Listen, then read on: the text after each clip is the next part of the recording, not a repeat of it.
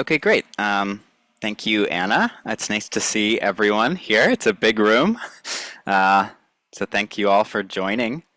Um, Today I'm going to be talking a little bit, talking a little bit about phonology and orthography, which is sounds and writing in language.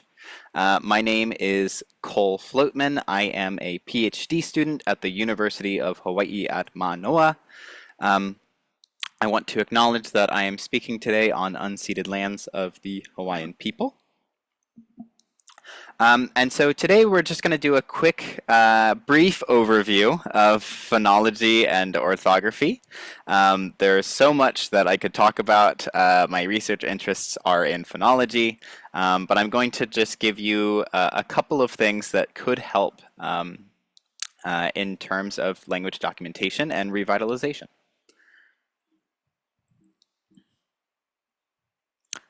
So real quick, some objectives that I would like everyone to get out of this talk is by the end of the discussion, I hope that all participants will be able to identify the differences between writing and language, describe different types of sounds, and begin representing your own language in terms of its sounds, and consider how different writing systems could fit your language or types of changes that could be made.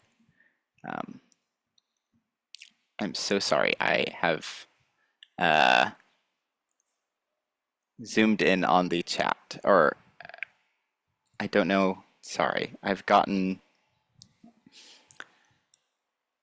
What screen can you see We are currently? still seeing your slides. Okay. Somehow I've changed my full screen to the Zoom. Yeah. All good. Zoom is a problem for everybody. Okay.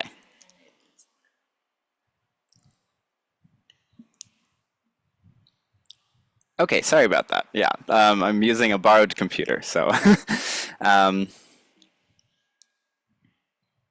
So one thing that I really want to emphasize throughout this talk is to be able to distinguish between writing and language. Although writing has a very strong connection to language, they are not the same. Writing has to be explicitly learned, while language is picked up naturally. If you are exposed to language as a child, you will naturally pick it up, but you can be exposed to writing and never learn it. Also, writing can represent many things that aren't language. These can be things like punctuation, style, or art, or capitalization. There's nothing inherent about the English word I that says in the language that it should be capitalized, but that is just a rule that we have in English writing. In addition, language and writing can change at completely different rates. So if you think about the English word night, at one point in the English language, this word was pronounced kanicht, and the pronunciation has shifted over time, but we still have that initial K in the writing system, even though it does no longer reflects the language. In addition, you can have a language without writing. In fact, most languages throughout history and prehistory have been without writing, considering writing is only a technology that has been invented in the past 5,500 years, and language has existed for much longer than that, tens of thousands of years. So I want to emphasize that writing is a technology. It is a useful tool for representing language, but it does not define a language. And any language that does not have a writing system is still a full language. So to emphasize this point, language is spoken in one continuous stream and has a series of rules as to what is grammatical. And writing, on the other hand, is broken up into different parts, and different writing systems will have different component parts. And writing also has its own rules that may not have any connection to the language system, such as capitalization and punctuation. So thinking more about how this disconnect between writing and language exists, we can think about English writing. So in English, one sound can be represented by many different letters. We have in English an sound that is usually written with ER. This can be in words like infer. Um, but you can also write this sound with IR, such as in bird, or fur, as in the kind of tree. You can write this word with UR, as in sure or fur. OR, as in word or worth. Even YR, as in worm, which is kind of dragon or myrrh. And then even AR, as in the word bulwark. So all of these different letters, these different letter combinations can be used to represent the same sound. In addition, one letter can represent many different sounds, such as the English letter A, which can be the A sound as in cat and sat, the 8 sound as in hate or kale, and then ah as in father and saw. Now, you may learn different rules for being able to pronounce English, but there's always going to be exceptions, right? So we see that there's this silent E at the end of hate and kale, and that might help you learn that these sounds are with A, but there's always exceptions, such as suave, which also has an E at the end, but is not pronounced with the A sound. In addition, you might say sure differently than me. You could say it sure or sure. So this might not be true for you, but we write it the same regardless of how we pronounce it. So if I look at the word, I'm not going to have a good idea of how you pronounce it. So this is another way that language and writing can have a disconnect, as we all have our own individual language systems that might not perfectly correspond with each other's. But if we use the same writing system, it makes it seem as though all of those systems are the exact same.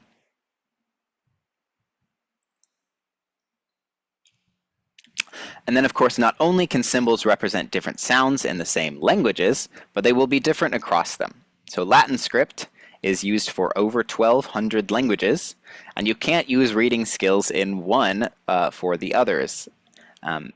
If you try to read, say, French or Spanish with English reading skills, you will pronounce all of the words incorrectly.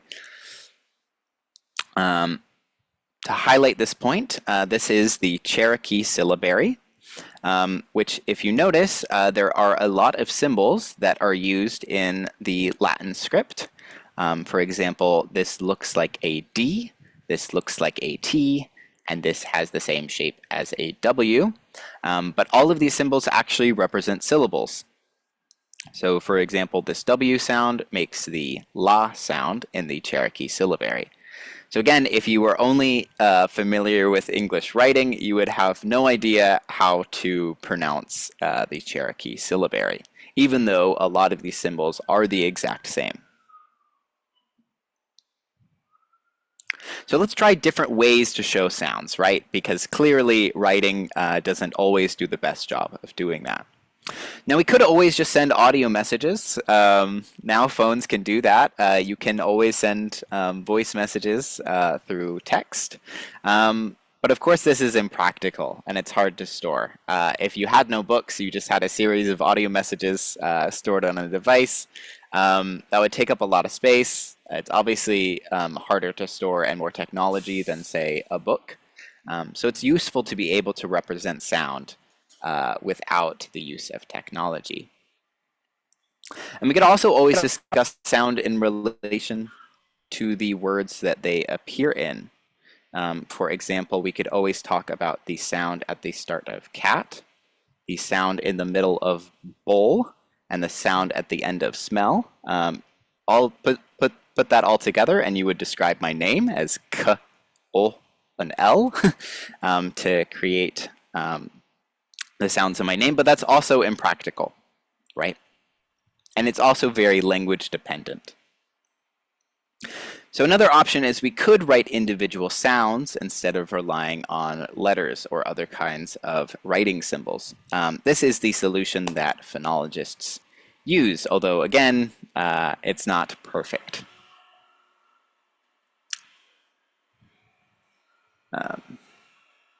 So phonologists use something called the International Phonetic Alphabet, or IPA. This is a system for representing different linguistic sounds.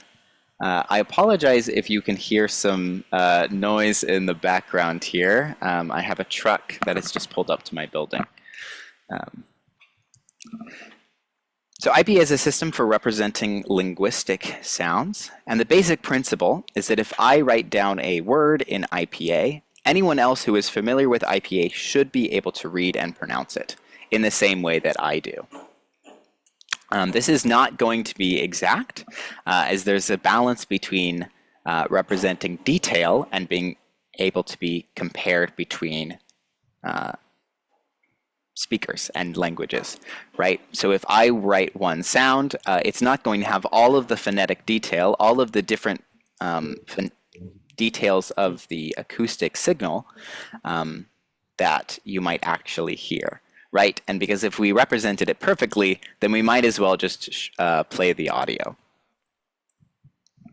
So if I use the symbol E, which is a vowel symbol, that does not tell you the exact pitch of how I said that letter E, or the vowel E.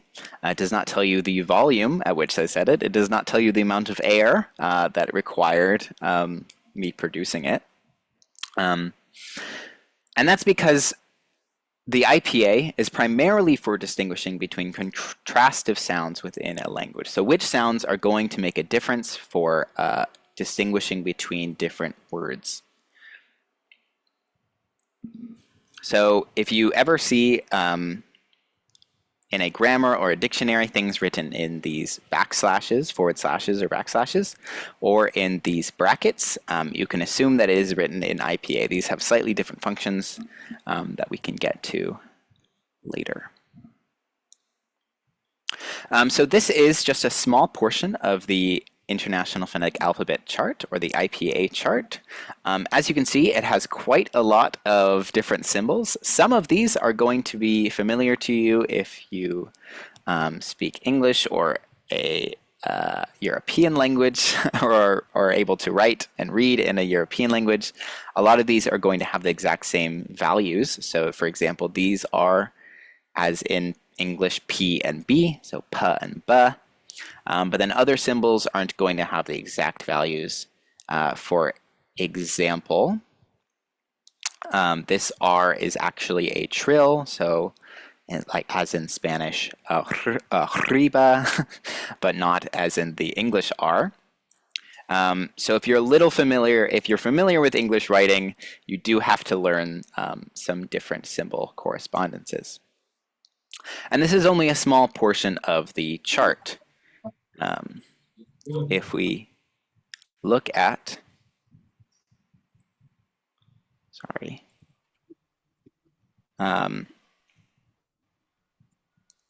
sorry, I'm getting ads. This is an example of the, sorry, this is not what I want to pull up.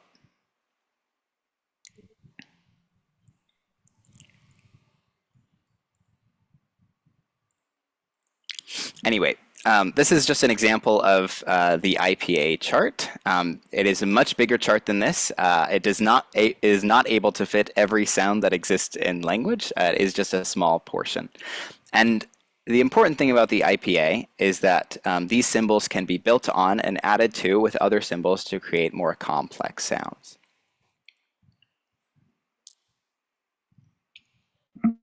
So how many sounds are there? How many sounds do we need to represent using the IPA? If you want to learn phonology, are you going to have to learn several hundreds or thousands of symbols? Well, of course not, because we can use just parts. This section of the chart has 59 consonants, but not every language is going to use every in fact, I'm not sure any language uses this exact combination of consonants. Some languages have quite a lot of consonants, such as Xhosa or Ubik, which has 75 and 84 consonants respectively. And Foible, which is a database of linguistic sounds, has over 3,100 different types of sounds indexed. A lot of these are going to only be used in one language and are only going to be used by one person describing how the language sounds. But if we look, we can see that many languages, of course, use the same sounds. So these are some of the most common sounds that are used in the world's languages. You will recognize a lot of them, things like M or E, K, Y, U, A, a lot of vowels, a lot of consonants. These are not going to be the exact same sound across languages, but we can write them all with the same symbol in order to compare them.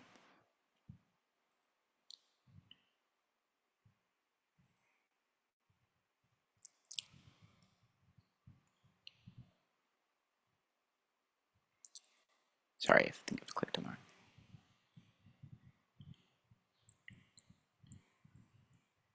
that. But there's not really a limit to the number of sounds or consonants that we can describe. Basically, the IPA allows us to get into really fine-grained detail when we talk about sounds, but it's also not necessary for being able to describe a sound in ways that people will be able to learn and understand. So how do we describe sound? So in phonology, we usually define sounds by how we actually articulate them, how we produce them with the vocal tract. So different sounds are going to be made at different constrictions or different places where you restrict the sound at different places with different articulators. So this is a diagram that shows some of the different places that we articulate sound with. So for example, the P and B sound are made with the upper lip, restricting sound with the lower lip, so ba or ba. Different sounds are going to be used at different places of the mouth. For example, a K sound is used with the back of the tongue, making a constriction against the velum or the back of the hard palate. Lots of languages use all parts of this vocal tract. So many languages will have sounds down in this region. Some languages will have sounds even with the tongue against the upper lip. And many languages, in fact, most, if not all languages, have sounds that use the nasal cavity in some way, where sound comes out of your nose. This can be hard to visualize or comprehend. I recommend looking at this website, this Pink Trombone Speech Synthesizer. This is a website where you can kind of play around with how airflow works. Basically, you can mimic making consonants or vowels by moving the tongue around and by making airflow get restricted at different points. And this is just a way to be able to visualize how airflow is traveling throughout your vocal system.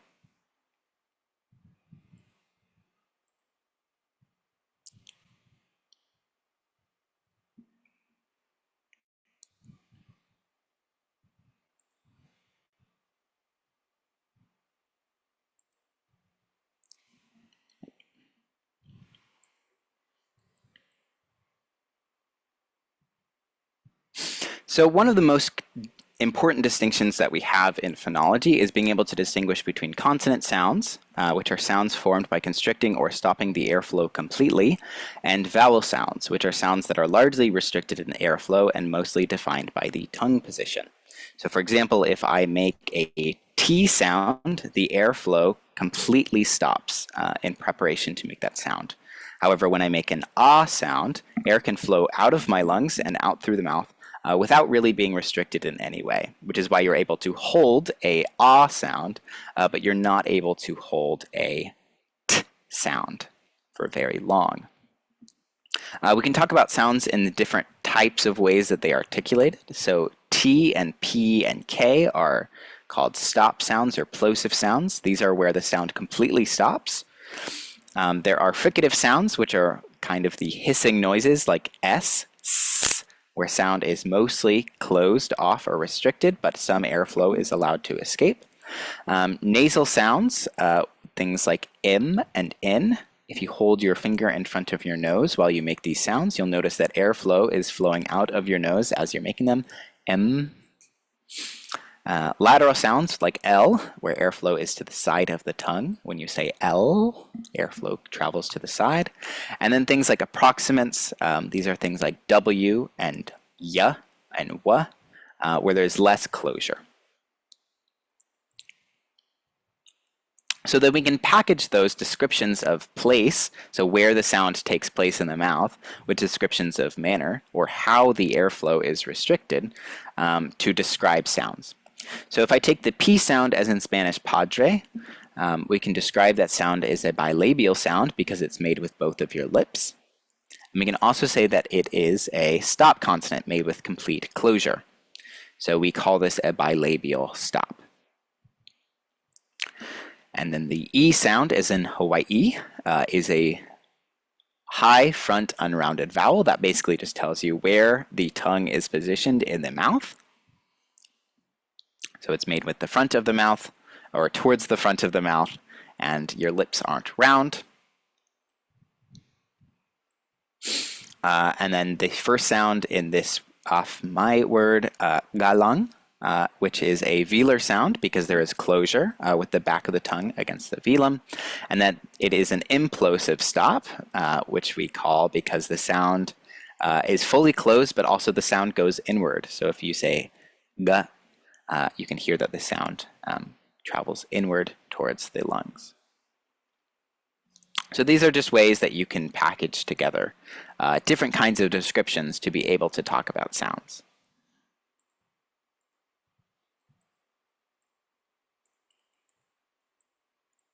Sorry. But what does it mean when we say that a language has a sound? You might hear this a lot, that English has a P sound, or that Cantonese might have a J sound. But what does it mean when we say that? So usually phonologists talk about two types of sounds that you might hear in a language. We talk about phonemes, which are not predictable, and they are contrastive sounds. And the easiest way to identify these is by using minimal pairs. And we also talk about allophones, which are going to be completely predictable or non-contrastive sounds. We talk about them in terms of being complementary. So these are sounds that are specific to a particular position in a word, or specifically next to other sounds. Or we talk about sounds as being in free variation, which is all other kinds of variation, whether I say P very strongly or very weakly, whether I say P with a little bit of creakiness or raspiness in my voice, right? A lot of sound variation isn't going to be meaningful. So in terms of identifying phonemes, which is usually what phonologists try to do as soon as possible to be able to compare them to other languages, we have to identify what a phoneme is. So to give an example, in English we have three very similar sounds. We have one sound, which is an aspirated P. This is a bilabial stop, right? It's made with the two lips. And it's at the start of words like pill and pool. And when you say this sound, especially when you say these words, you'll notice that there is a puff of air that escapes your mouth when you say a word like pool, right? There is a strong burst of air. And we also have a sound that we can label this P without this little h, that we can also call a bilabial stop. And we use it in the middle of words like spill and spool, which are very close in terms of their articulation.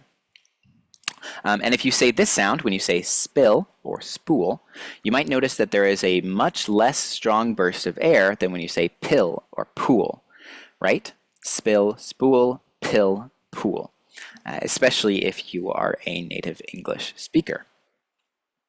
And we also have this word, or this sound, b, which is at the start of words like bill or booth. This is also a bilabial stop sound because the air is completely closed. at the two lips. And what distinguishes this sound from a P sound is that the sound is voiced. So if you hold your hand over your vocal cords and you say P, or you say pill or bill, you'll notice at the very start of the word, you can feel the vibration more for a word like bill rather than pill. And so English does use all three of these sounds, and these are all three sounds that you might hear in English. But only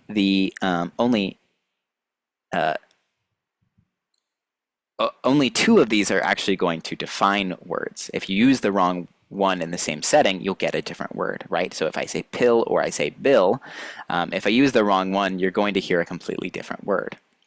But the aspirated version and the unaspirated version of P do not define different words. If I say bill with a very soft puff of air when I'm saying pill, you might be very confused and you might think that I'm saying it slightly weird, but you're not going to think that I've said a completely different word, right? And so in this way, we can say that P and B are phonemes and that P and P are allophones or non-contrastive sounds of that singular phoneme.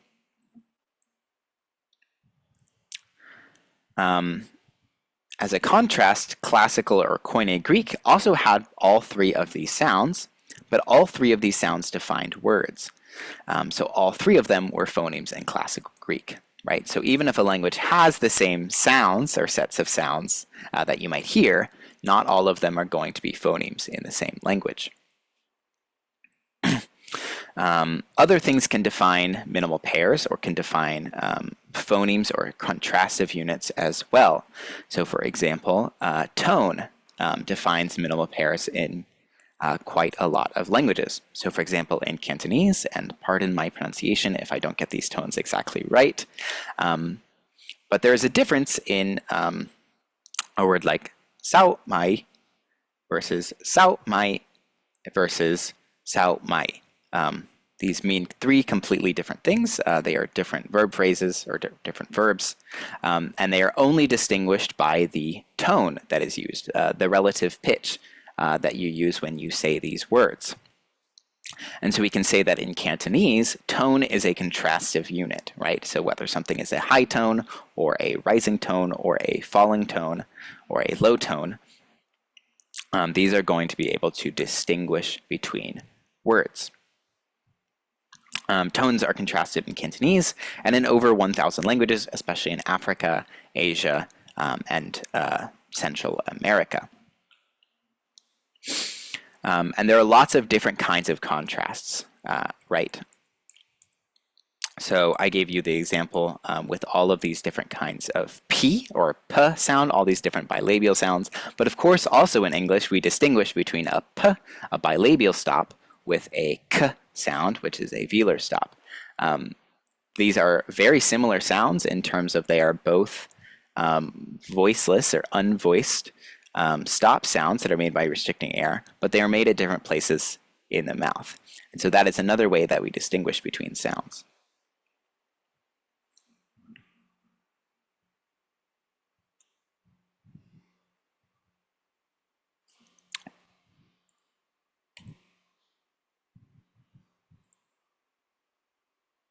So take a minute to try to think of some minimal pairs, which are words that are differentiated by only a single sound, even if you know the phonemes.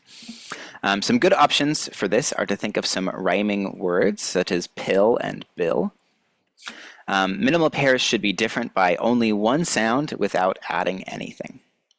So just take a few seconds and think of some rhyming words in your language, this can be English, that only differentiate by one sound. And again, it's easy to think if you think about rhyming, so pat and cat and bat. These are all differentiating different words, so we can say that all three of those words at the start of that sound, the start of those words, are different phonemes. So just take about 20 seconds. And you can just do this on your own. You can type this in the chat. And think if you can think of a particular rhyming word where you can think of a lot of different minimal pairs.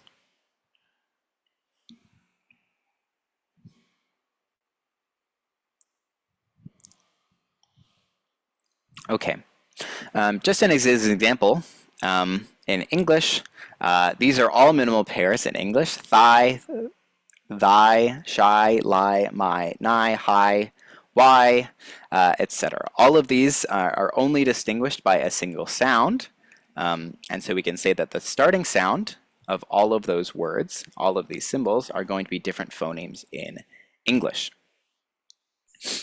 Notice again that all of these are spelled differently to represent the same I sound, which is a diphthong in English. So all of these have different spellings, but they are all only differentiated by a single sound at the beginning. And this can be done in any language. It might not be as easy to find minimal pairs in all languages. It might also not be easy to find minimal pairs just for any particular individual sounds, but to see if you can try to come up with a few. Moving on really quick, we're going to talk a little bit about writing systems. I know I wanted to emphasize that writing is not language, but writing is a very useful tool, especially in terms of representing language, often in terms of its sounds. So writing systems are a visual representation of language, while an orthography, which is something you might also, a term that you also might see, is a standardized writing system that has been imbued with cultural values, right? So you can have a lot of writing systems and you can make your own writing system, but it might not be standardized and other people might not use your writing system, right? This is an example of the Mongolic script. As you can see, it's very artistic, this piece of writing. It's written top down, and so it's very different from, say, English.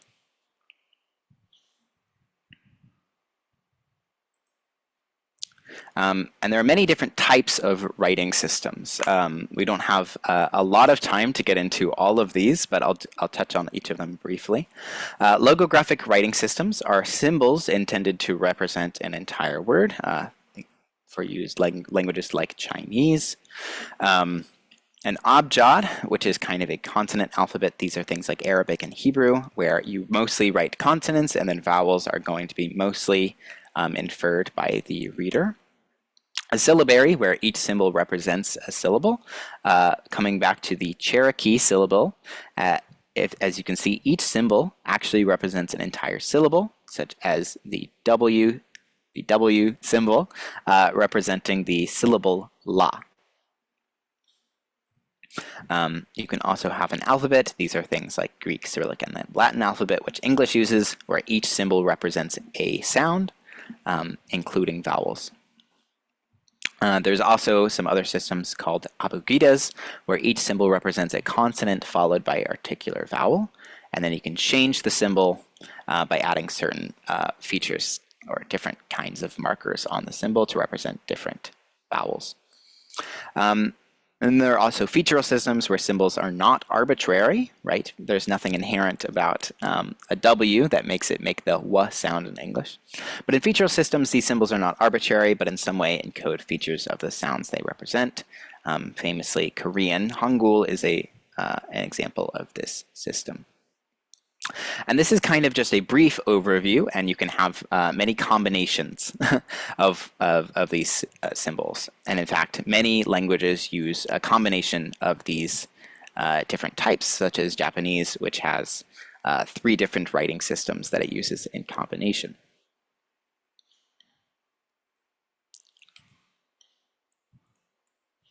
Sorry, it's not.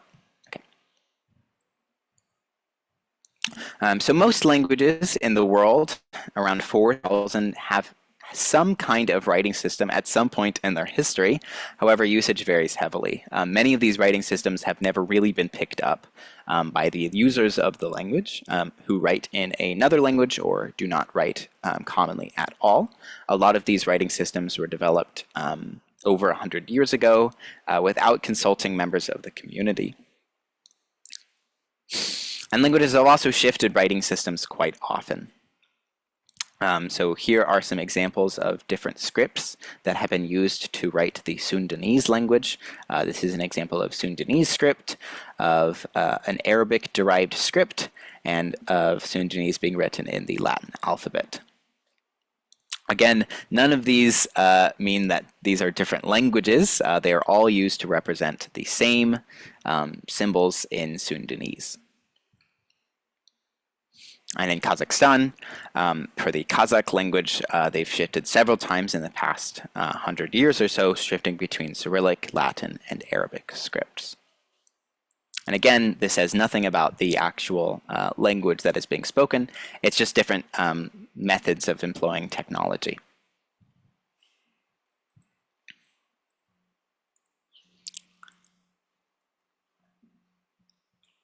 So here's some quick examples of writing systems around the world with what kind of system they use. So this is Georgian, Hangul, Kanji, which is a logographic system, in Japanese, an abugida, and then the Latin alphabet.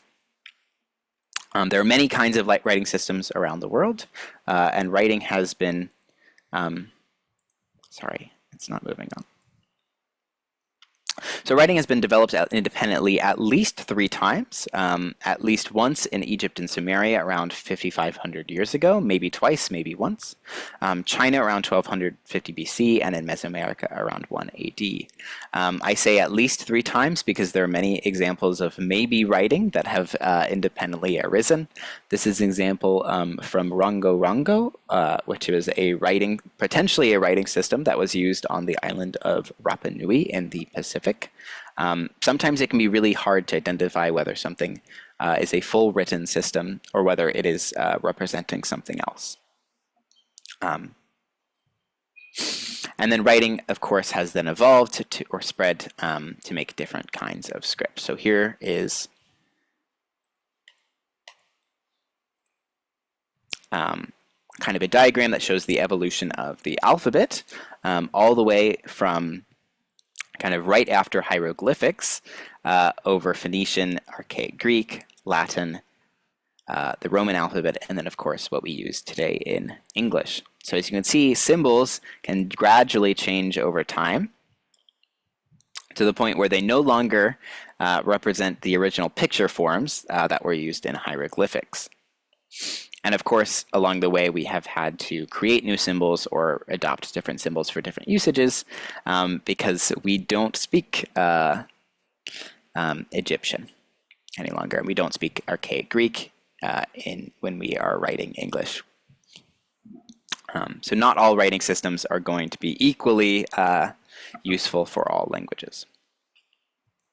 So in terms of using different writing systems, there's a lot of different considerations to make, especially when a community is considering using a particular writing system or changing their writing system, right? So how do you pick a writing system? There's a lot of things to consider. So one is familiarity with other systems, right? If everyone is already familiar with writing in, say, the Latin alphabet, then it makes sense to pick a system that could use the Latin alphabet because already people are going to be able to use some of the same symbols to represent very similar sounds, right? So this is something that a lot of communities have chosen, is to simply adopt a writing system that they are already familiar with. Another factor is ease of learning. So how easy or hard is it for me to be able to learn this new writing system? This is kind of hard to measure and it's going to be different for different people. But you can get a sense of how easy it is for you to, say, pick up a new writing system based on the Latin alphabet versus a logographic system. And of course, there's also going to be different priorities that come into play when picking a writing system. So there's this balance that you could have between choosing a system that has a one-to-one matching of sound to symbol, such as the IPA, or a system that highlights the connection to other words. So for example, in the English words horizon and horizontal, there are very many different sounds that come into play in these two words, right? So horizon versus horizontal, different stress patterns. These are not using the same sounds. However, by writing them mostly the same, just with this suffix on the end, we can see as soon as we read these words that these words are connected, right? They do not, this system does not do a great job of telling you how to pronounce the word, but it does show you that these words are connected. And so, of course, this is a balance that any writing system has to make. Another factor that comes into play when choosing a writing system or considering a writing system is going to be ease of use. Does it exist on keyboards? Does it exist? Can I use it on a phone? How hard is it for me to write? How easy is it a child to be able to pick up? Right? These are all considerations, and I don't think that there is any specific answer that can be given as a broad, how does one pick a writing system?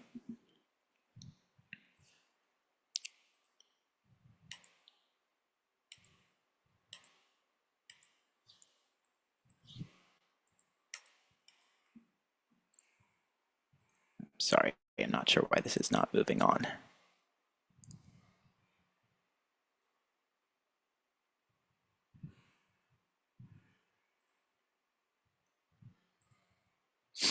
So many communities have run orthography development workshops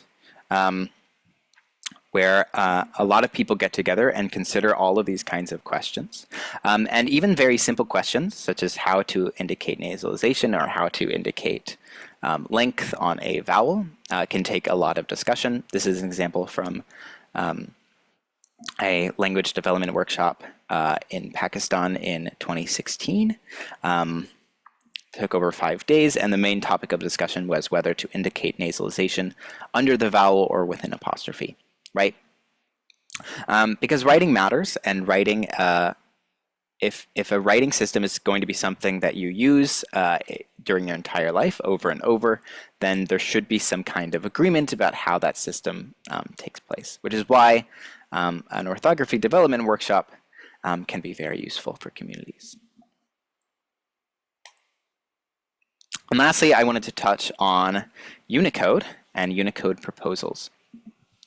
So Unicode is a standardized way for computers and phones, any kind of technology, to be able to represent characters in the same way, right? If I look at something on my phone and I send it to you on your computer, you should be able to read it no matter what the kind of fonts that are used. So Unicode currently supports 172 different scripts, with many in development, and currently supports 159,000 characters. So essentially, any kind of writing system that you might have heard of is probably in Unicode or is in development in Unicode. This is a link to basically a guide or a submission guidelines page for how to submit a new proposal to the Unicode. Many communities have submitted these kinds of large script proposals, and it does take quite a while. It can be a multi-year process because this is something that has to be standardized and then represented around the world. I think I'm going to end it here and move on to questions. I know I went through quite a lot of things and many of them very briefly, so if you have any questions, feel free to ask them.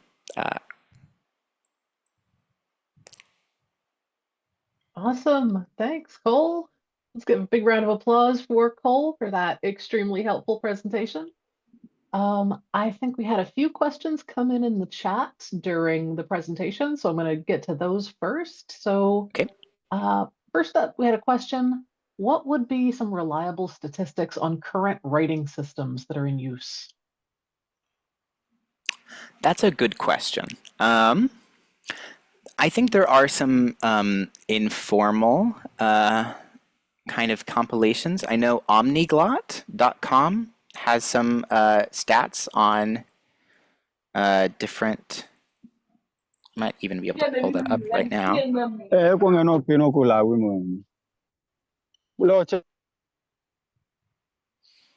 Yeah, so here's something I was able to pull up rather quickly, just kind of showing different numbers of scripts, different scripts, and how many languages use each of them. This doesn't really tell you exactly how much they are used actually by the languages that employ them. I'm not sure actually if there are what other kinds of statistics you might be able to find about writing systems particularly. I hope that Yeah, if helps. anyone knows of other useful resources about writing systems at large, drop them in the chat. And we had a second question, and there was some discussion of this in the chat, but I'll just see what you think, Cole. Do you have any suggestions for incorporating a sound that was missed during initial documentation, doesn't currently have its own assigned letter, but should, but we also don't want to overwhelm new learners with a change in the writing system? Yeah, so I've seen this in several languages that I've worked with, and like the different kinds of solutions that people propose. So one solution is by making a digraph, or a combination of letters, particularly ones that you never expect to appear together. So if H, for example, can't appear after certain letters, H is very commonly used as a digraph. So if you have, let's say, an outward g, but then also an inward g, you might represent the second one with gh, simply because it's not used. You could end up making a new symbol for it, but then yeah, it's something that's going to have to be learned. But in the same way, a new symbol might also be easier for people to learn, right? Because then they're not associating it with something else.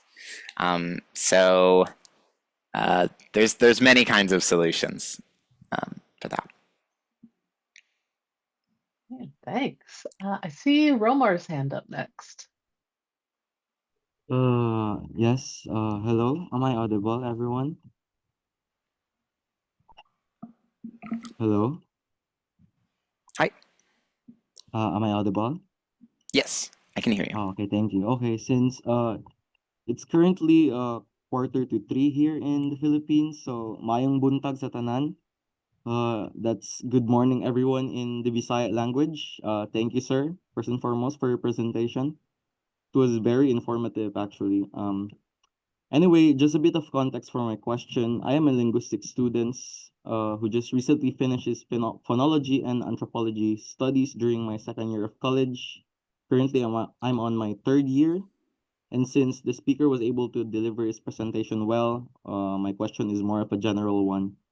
So, as a student interested in language documentation and fieldworks, I'm curious, um, how can students make sure the phonological analysis we learn in class actually translates into something useful for communities developing or refining their orthographies?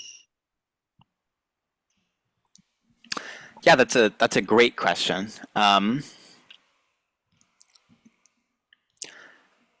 I've found that the most engagement in the communities that I've worked with is by working with people who are interested in phonology and giving them these kinds of phonological description tools, so that they can have that kind of knowledge themselves. It's one thing to talk to people who are maybe not interested, and tell them all about these phonology things. But if you can find someone who is also interested, and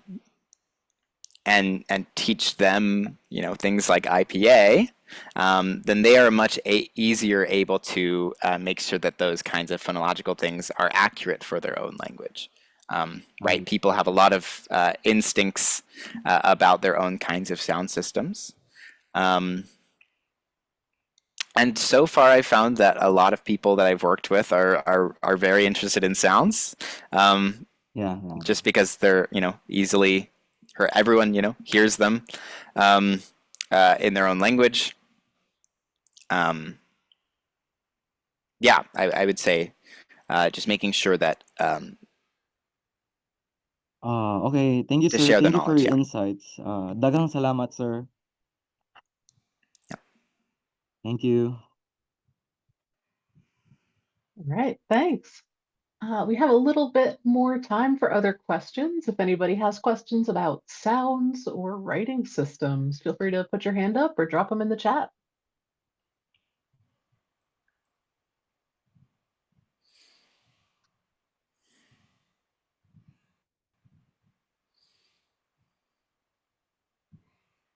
All right, I see a question. Is there a platform where you can upload a sound or a word produced by somebody and get a phonological analysis of the sound, like the IPA representation and tone? That's a great question. I'm not sure. There are pretty complicated systems that might require um,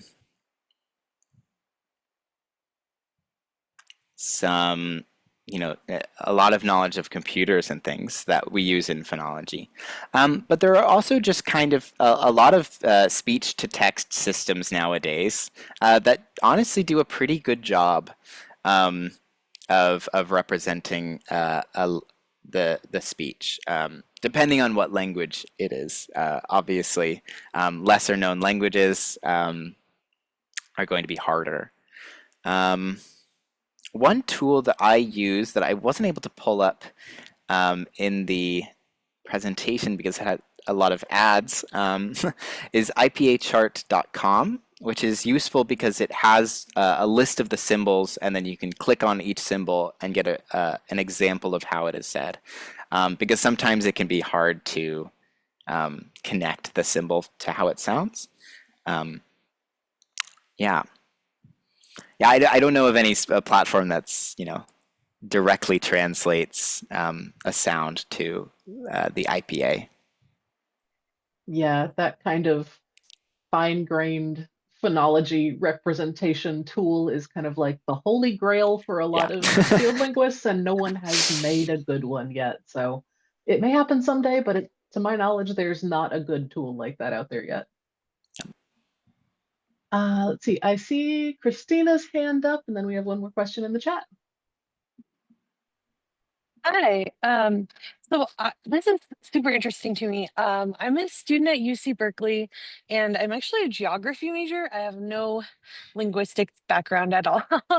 And my family's from Greece, and my grandfather's grandfather spoke Arvanitika, so we're Arvanites. And I'm really interested in doing my senior thesis on mapping Arvanite communities and doing like a story map, oral history kind of project. So my research is mostly focusing on like the social cultural aspects, but obviously there is some um, like preservation of language there because it is an endangered language, and I want to really incorporate like oral history, archives, story mapping like in my thesis.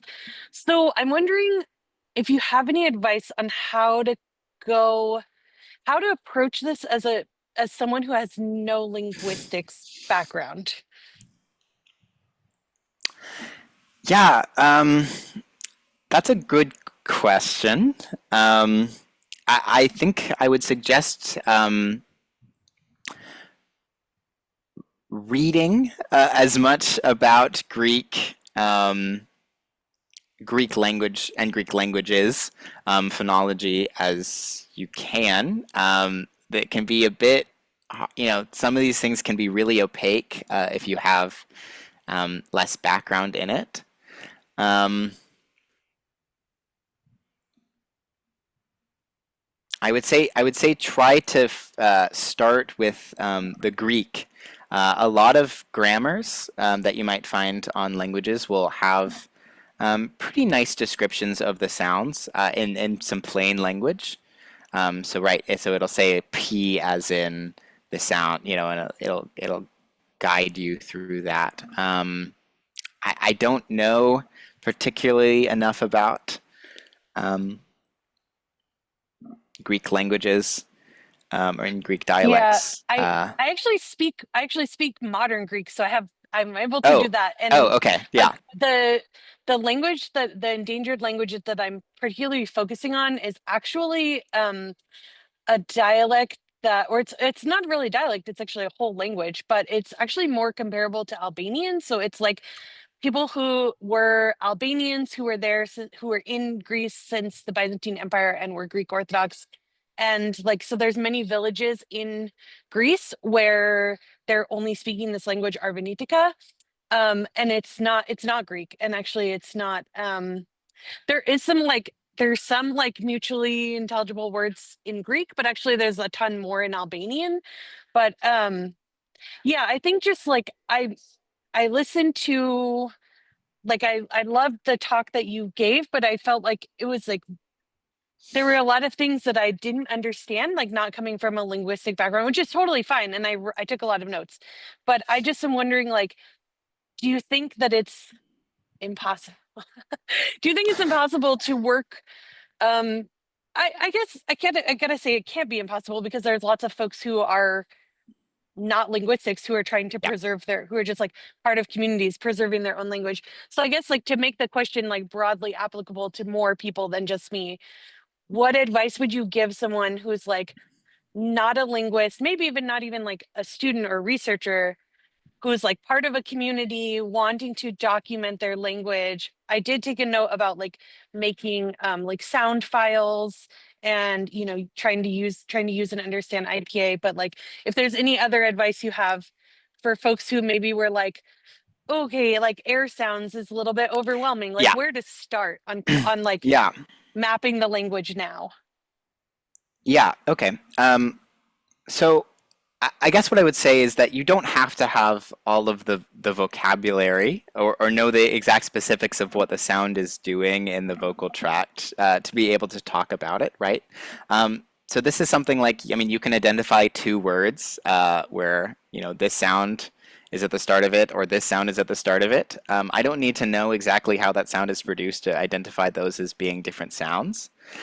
And probably in your own language, you already have at least an idea of what sounds are different, just based on what words can be distinguished by using those different sounds. Right? I can say that P and B are different in English without knowing exactly how they're produced. So I'd say that's a good starting point, is being able to just identify the sounds as being different without necessarily knowing exactly what they are. And then, yeah, making sound files is really helpful. And as previous weeks have talked about, can be really accessible just on the phone using some kind of voice recording app. And then if you are interested in doing more kinds of phonology things, there are some open access books that will be kind of a much longer and slower paced kind of overview. But absolutely, you do not need a background in linguistics to be able to describe your own language. Yeah. Very cool. Thank you. Excellent, thanks. And as I put in the chat, this goes for all of y'all. If you have questions about your own language work, you're running into problems, you're not quite sure where to start, you can always make a free appointment with ELP's language revitalization mentors. They are all super knowledgeable and helpful folks who can guide you through basically every phase of your language work. And let's see, I think we have a question in the chat from Peter, and then I see Federico's hand up. So question, in doing any intersectional or cross-sectional studies of measuring contrasting sounds, like in vowel systems, are there any computational tools other than Prot that people can use?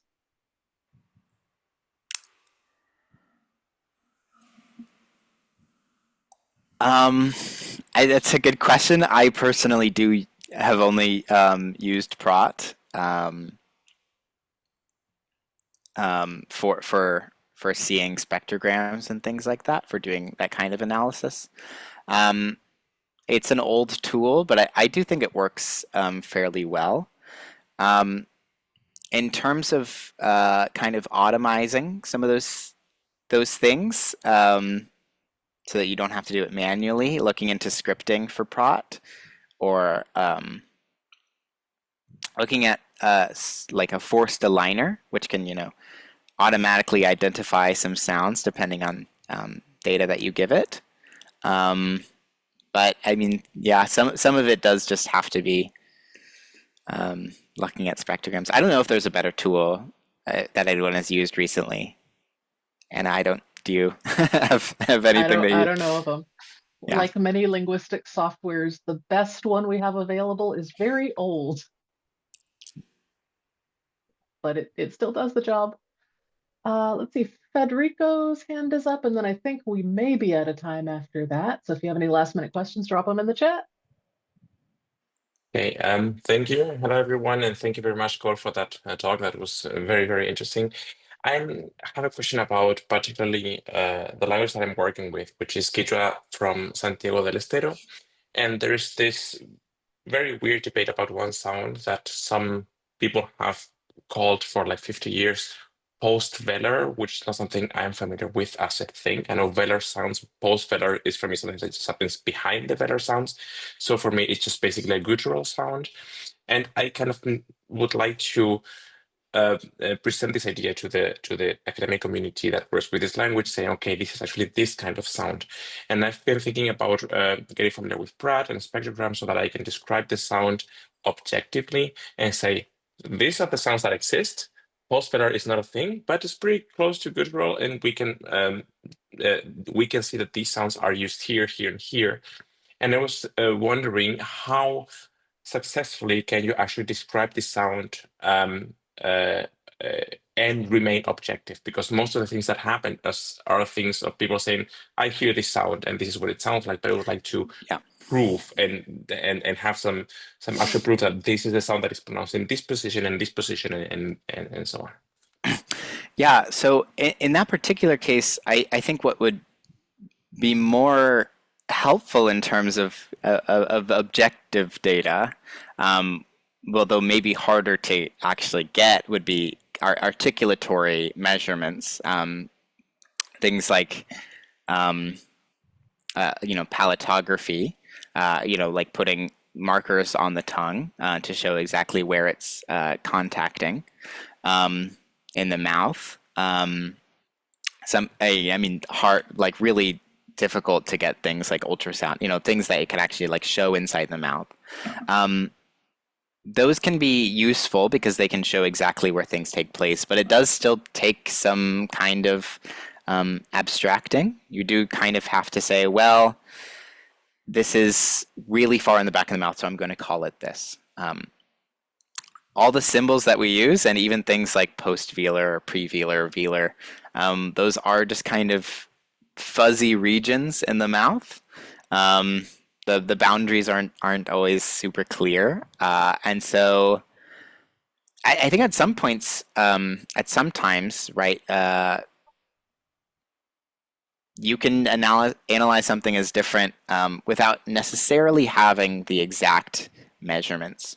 I would also look into, in terms of prot and like acoustic measurements, seeing if you can find examples in other languages of the kinds of measurements that are found for those more like guttural or back sounds, and seeing if in the languages you work with, if those measurements are similar, right? I think that's a good way of showing objectively that this should be analyzed a different way.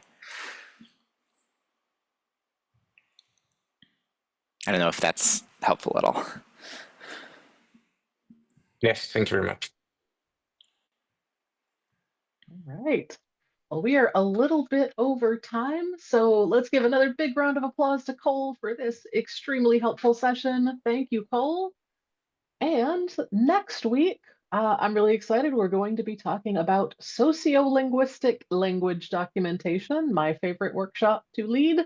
So if you've ever wondered, how do I talk about people in different towns talking differently in my language? How do I look at differences in age groups in my language? Well, great news, we're going to talk about that next week. One little note, we're going to be starting 1 hour later than normal next week. We're up against another conference that ELP is presenting at. So everybody come 1 hour later. I will also send out an email and update the calendar invite. But we will see you next week to talk about sociolinguistics. And thanks again, Cole. And thanks everybody for being here. Thank you, everyone. Thanks everyone. Have a good week. Thank you. Bye. Thank you. Thank you. Thank you. Asakimbe. Thank you. Ovuluku.